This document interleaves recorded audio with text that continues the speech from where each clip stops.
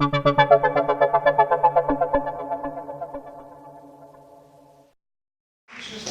to suggest that we take questions to all three of us at the same time. Obviously, we're going to have questions for that as well. Where are I? Hi, Abe Cormack. What do you think about the fact that the whole of the robotics industry is based on 3 laws written by a science fiction writer? It's what? Well, basically the 3 laws of robotics. Oh, the 3 laws, okay. Embracing is fiction. It is. It's good. It's good. Well, I don't think that many of the people building robots now are even paying any attention to those 3 laws. They're going for it. I think there's been a myth that people who use Asimov's 3 laws as some sort of control mechanism. I don't believe they are at all. Do you think we've gone past the tipping point where we really have any choice?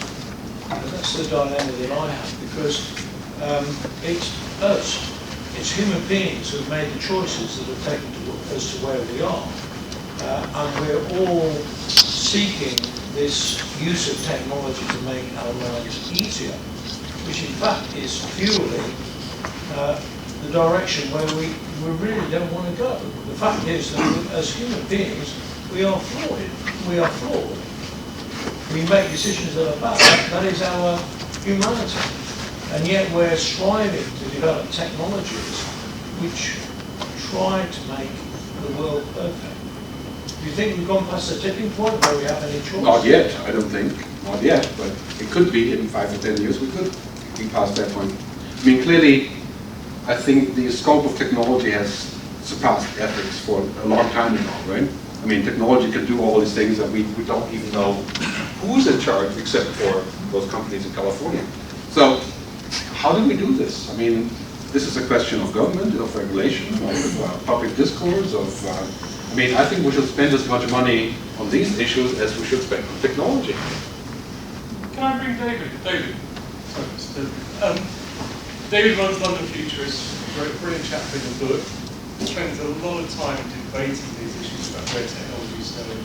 Have we gone past the tipping point? Are we on an inexorable slide?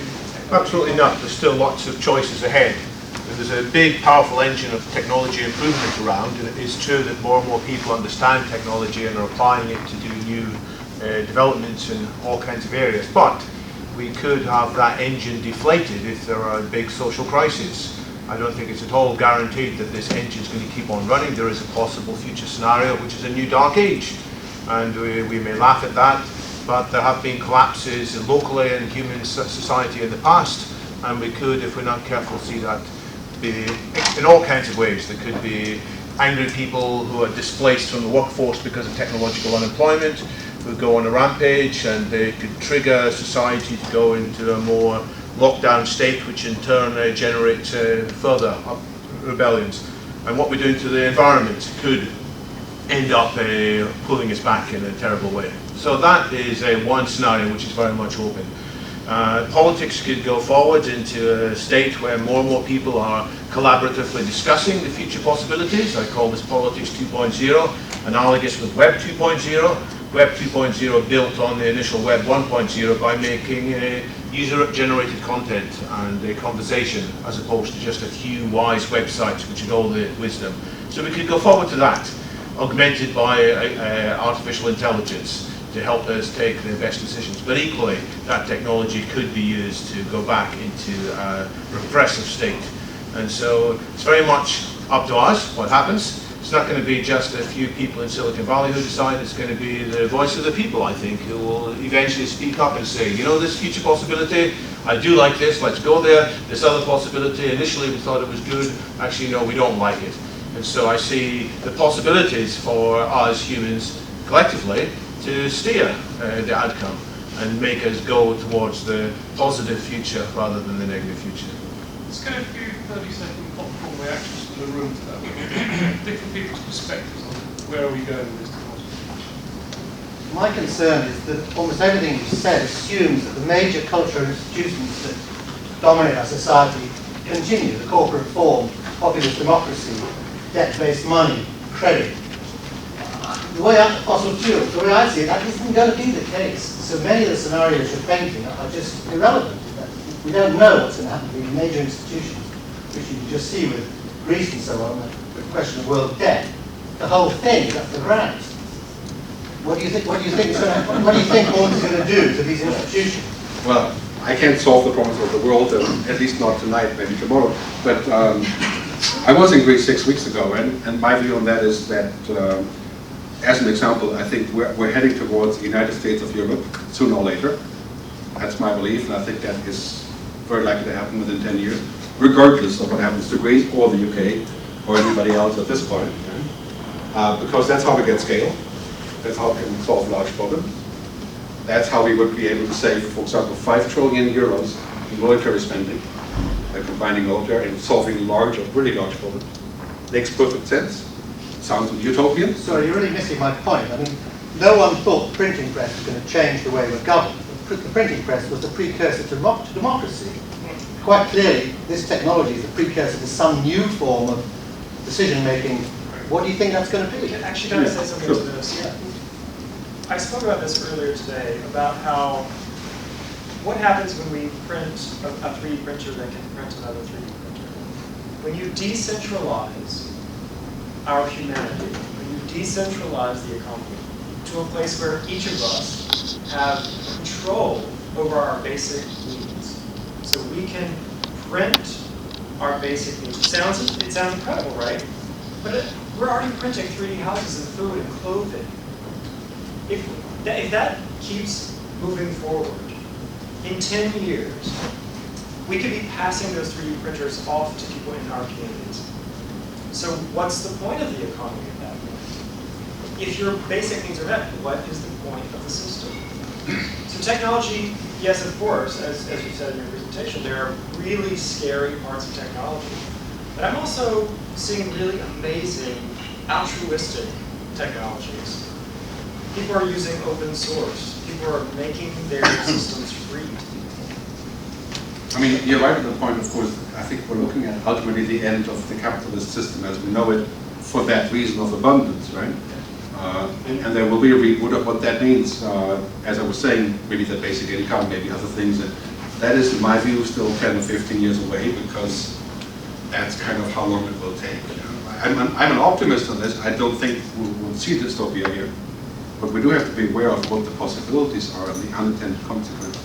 I think you've had people projecting the end of global institution of capitalism for quite some time. I think it's quite resilient, or they are quite resilient as mechanisms. And I think it will take a lot longer to dismantle. It will be quite messy. I don't think any of us know what the next version will look like. I think if you go 50 years out, it could well look like what Gray talked about as well. But the transition states between here and there are very messy. There's a huge investment for most of the people who own and benefit from the current system for it not to change. And their power to resist it will be quite immense. One of the authors in the book, Jeffrey Johnston, actually wrote a chapter about can 3D printing destroy capitalism and restore democracy. And it's a very interesting kind of conversation. But I think a lot of these things are, kind of amongst them in my group here. But there's still relatively low-level conversations across the whole society. And if you look at the manifestos of all the political parties in the last election, only one of them even talked about technological unemployment and the reshaping of society, and that was the Greens. And the rest were in this kind of never-never land of where hope is the main strategy, that somehow your lawyer is going to be happy driving Uber, renting out their bedroom on Airbnb, delivering for Amazon, that somehow that replacement model is going to be just as good as being a corporate lawyer. I don't see it. I think it's going to be a very messy, very ugly transition. Gentlemen here, After the attention is paid to the material effects, social effects, I'm interested in what happens when software starts working out how to influence our ideas and our thoughts, persuade us. And even more so, if that software is also given the ability to evolve itself so that it improves us. There was a suggestion of this in the 3D printer that prints the next 3D printer that could be better than itself. recursive improvement. Yeah. So, well, that is the potential. That's what we hope for. You read the book, The Final Invention, right? This could be our final invention. Maybe the back there, maybe. Yeah, I was just really interested because all of this is very much from a first world developed country perspective. And you've got it right at the beginning where it said that, there are 3 billion of us that are connected, but there's, 4.3 billion of us who are not. If the development curve is exponential in the first world, it's not, that pace of change is not going to happen in other countries. It's actually the opposite, right? Yeah, The so I'm exponential- interested to know all of The your exponential thing opinion is on that. happening in the developing countries, not here. Okay. The next 3 billion will be in developing countries. I think And that's crucial. there's a couple of issues there. I mean, one is that there's the risk that the developing world automates production rates. So we all do a lot of work in developing countries, and you sit down with business leaders or government people, you have this great conversation, you talk about the need to invest in people, to change the fabric of society. It's not about technology, I understand technology is coming, but in order to survive with this, you really have to have a enlightened and well-educated workforce that's getting more than 7 years of education. And then it's, so what technology should we buy? And how quickly should we replace the humans? And there is this sense that you're in a race. The developing world is being almost forced into believing that the only way to compete is by automating and replacing humans with technology. And it's disheartening to see how little progress we're making on some of the learning development goals and some of those big issues. I'm a lot less optimistic that this exponential growth and abundance will see its way through to a lot of those people. I think we're going to see an awful lot of people left behind. But I also think we'll see an awful lot of people left behind in the so-called developed world. There's very little dialogue and conversation about this technology for good. There's a lot to talk about, but there was also, you said, okay, we cannot just make organizations that we know just break them down. Well, being Danish, Swedes, Scandinavia, we have radical openness. You can't really do anything about being on the internet. Denmark is the less corrupt country in the world. We were sort of first in Scandinavia, first in China. And we have Can you speak up, please? Sorry.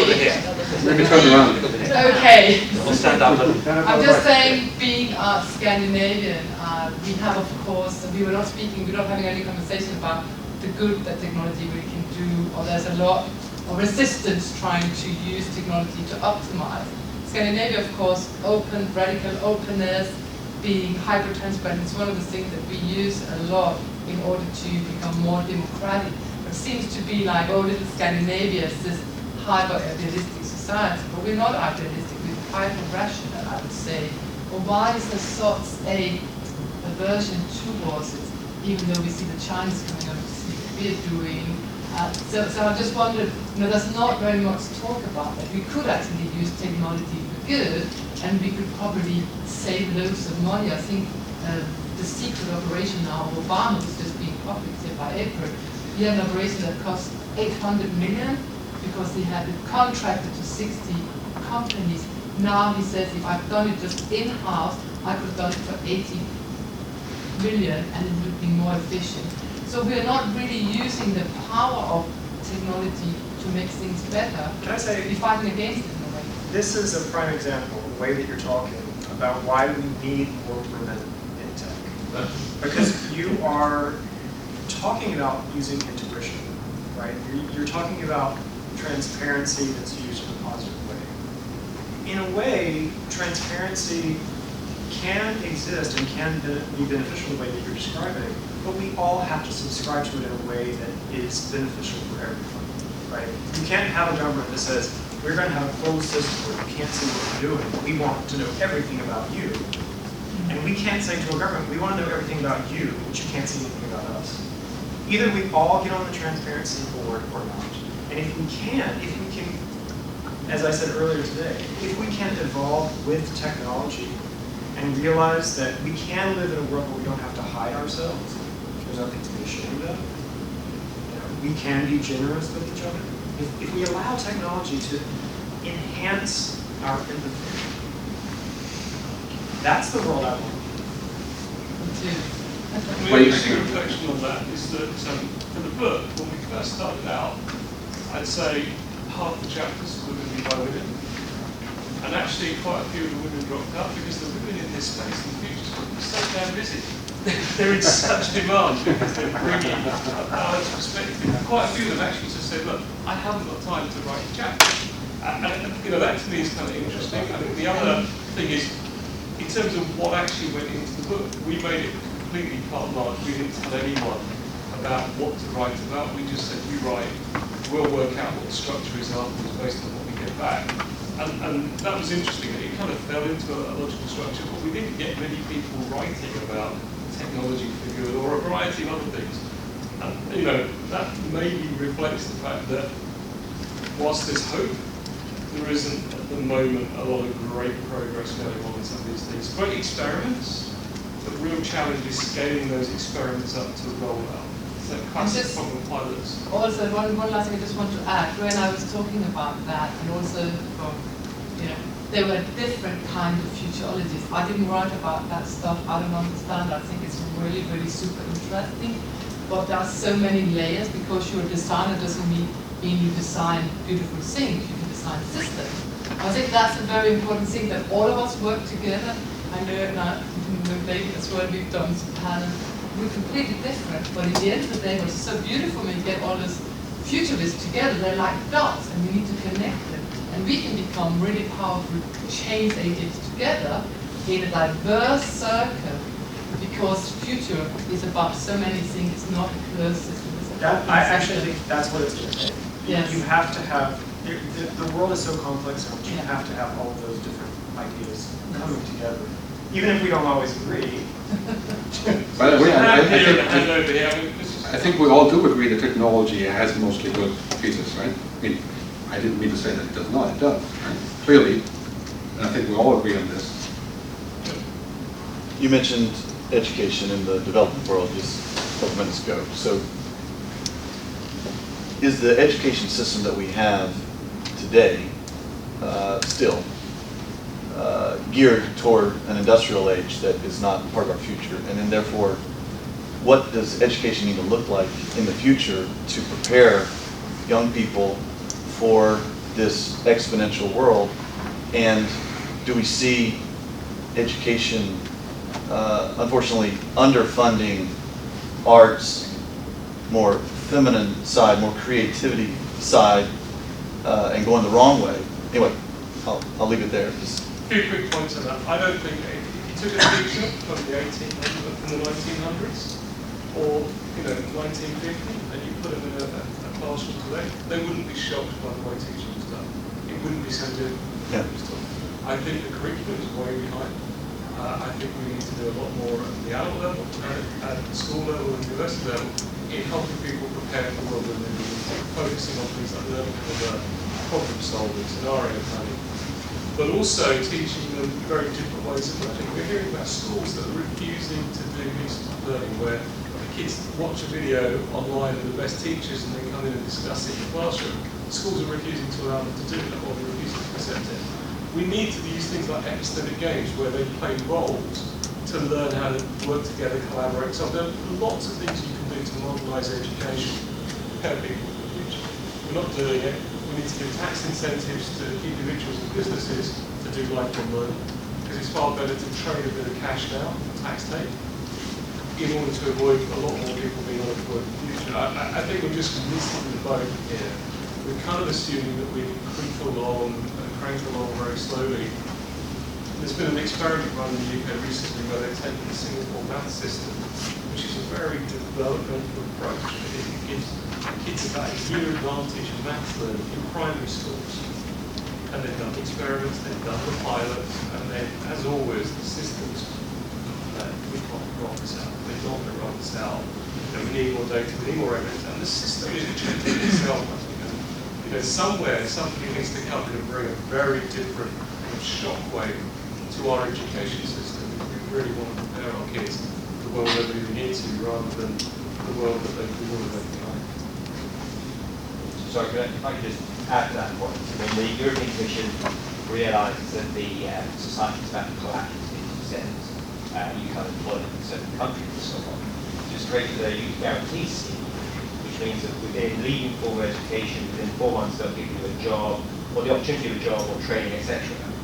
However, these schemes don't take into account that they're educating people for industrial era jobs, and actually they'll come out the other end of this even more angry. And there's a lack of, if you like, coordination between both additional policy and labour policy and social policy. Well, think about all the kids in the United States that graduated university and there are no jobs for them, right? They have PhDs and they're living in their parents' basement. And so, yeah, there is anger, but I think the anger is not that the jobs aren't there. I think the anger is that they are finding themselves in the real world without the skills to understand the future. In the United States, they're living in their parents' basement with $150,000 in debt as well. Well, that's another thing. Bigger than mortgages. And that causes debt. See, this is a very I'm interesting sorry, point. this is just a moment. I've got 3 daughters. If I'm going to send them to private school, my wife and I have got to put away $1 million for that. If we educate them in the United States. We've been living in Europe for 8 years and it sounds pretty good right now over here. But you know, that's unsustainable as far as this original question. Let me ask you a question about your daughters. What ages are they? 14, 11, and 8. All right, so the 14-year-old and 11-year-old, maybe you could start here. Some of the concepts that you've seen today, these girls should be talking about these concepts. They should understand what we've been talking about, because by the time they are 18, these things will be legal. My 14-year-old just started Pierre Diamandis' Abundance last month. Now it's a little bit over her head, and so, you know, so we talked through it. But, and it's 2011. Still some things that are relevant, but you know. Yeah. Well, just quick, I think, you know, I went to, I studied philosophy and religion. I was a long time ago, 50 years ago. And then I studied music, right? And both of those things, I kind of feel like I went to school to be a robot, right? So when I went to music school, I went to school to be a music robot. You know, somebody could execute music, not to actually create it, right? So the problem is that a lot of our education turns people into robots. Right? Fulfilling on the plan, executing something, you know, learning something just in case, and so we need to go back to the right brain and teach our kids how to not be robots, right? And that future could be a good one, I think, because we will have plenty of robots doing the robot thing, freeing us up to do what we want to do. And that is basically a shift to the right brain, which is not what we currently have in education. Let's take a few comments from around the room, rather than just questions. I'd quite like to get some people to share comments. Steve, I know you had a comment and the lady there. Well, there's a few, but if I start with one, I mean, this notion of living within an exponential time, I think humanity has, throughout its existence, lived in an exponential time, but it's been discontinuous exponential change.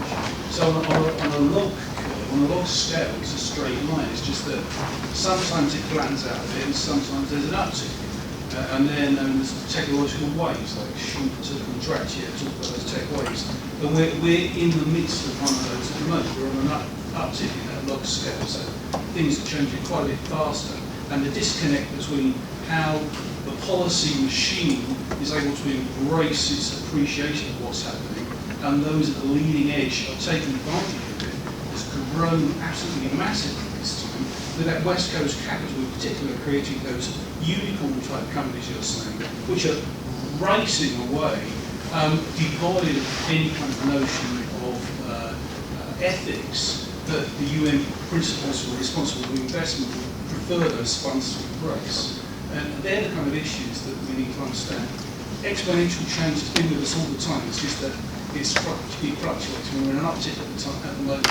We don't have the policy machines to be able to embrace greater change. Exponential policy. When you're talking about everything being automated and robots doing all the jobs, and then we've got this massive burgeoning population, the only thing that I just can't see how it's going to fit, apart from if we have, you know, severe regulation across the world on birds. Any other comments on this, Christian? There's a number of things like, to me, it seems like, if you look at Maslow's hierarchy of needs, this is hopefully going to sort out survival, so across our world. Respect, I don't think it's going to do that. But is this all about self-actualization? I mean, hopefully 40% of the workplace, you know, people have 3 days a week. What do you think? I think that ideally, in certain countries, yeah, it can be longer weekends, but a person who just wants to play golf, for example, be the best golfer they are, for example, whatever, can spend more time for that. Otherwise, they're not going to be happy. Because if you look at research has found that happiness is linked to a person's interest. So hopefully they don't have to do the job that they have to do the one that they want to do. I just wonder, a lot of the conversation tonight has been about technology, and the technology and the augmentation seems to be out there. And I just wonder, just a thought crossing my mind, is whether we are the technology, and if, given the rate of exponential growth in the genome project, whether the ones and zeros that we see in digitalization will be transferred to DNA, and actually all the problems that we're thinking about technologies to solve will become irrelevant because we'll just simply change our own code. Possibly, and there's also another school of thought that says we could get the same kind of performance uplifts without scientific intervention by tapping into mindfulness and spirituality. Some of those things could actually bring around, say, unlock our brain. But we're much more willing to invest in science and technology than we are into kind of meditation retreats. Lots of hands going like that. There's an echo of the movie The Servant here, whereby technology starts off as a servant and ends up dominating the planet. So I'm getting that sort of feeling coming through the conversation. Yeah, so just something prompted by one of the last comments is that the kind of a lot of things around philosophy and spirituality that we were just talking about haven't actually changed in millennia. Buddha, 5,000, 3,000 years ago, and Greeks. Now, one of the interesting is actually, will what's happening here actually lead to some form of evolution of our philosophy and spirituality in a way that we can't imagine, just like we couldn't imagine 100 years ago. This could maybe something will happen, and that's actually mind-blowing, because we take as read that what the Buddha was saying is actually correct, and actually he's almost immortal. And maybe it isn't. Maybe it will evolve. So that's just a thought. I would just kind of summarise it. I mean, I find myself feeling very fortunate that I am as old as I am. Because I was born into a world where human beings use their skill and intelligence to get the best of machines. And I find myself now increasing in a world where machines are using their skill and intelligence to get the best from humans. And it really worries me about the implications. I wouldn't worry too much. I wouldn't worry too much. I'm going to take two last points and then we're going to close. It wasn't more of an observation. It was humans who programmed the network computers last week. The ultimate worst case scenario is the Skynet scenario where they developed to eliminate us, and that film is how many years old? I think we've moved on from there. I like the reinvention of the social contract for the AI space because, I mean, I've resisted a smartphone for however many years ago. I may be tempted now because the battery keeps running. Ultimately, as you say, the mindful consciousness and everything else, we're all connected already through that. And that's been around for, as you say, thousands of years. We don't need all the technology to do that for us. So I think we are masters of our own destiny. We just have to understand that, to stay curious and keep learning. And I think my message is, it's not a message, my belief is a positive one as well. Because if we look back at where we've been in the industrial age, working 18 hours a day, and we couldn't imagine the life that we have now with all the benefits that we have now. Why can't humans evolve slowly in relation, well, fast from our point of view, but slowly and paced with the technology, so we come to a point where it's normal, it's natural. I think there's self-regulating organism effectively, and we've managed to populate this earth pretty well so far. I don't think there's any real reason why we should destroy ourselves now. We're being self-regulated by the food. I'm going to stop it there. I want to thank these guys. We've been working and working ridiculously hard all day. Sorry if we kind of felt like we weren't answering all the questions because we've literally so many times we can't remember if we've answered that question already. But thank you, Gert, thank you, Greg. Thank you all for coming and supporting the book.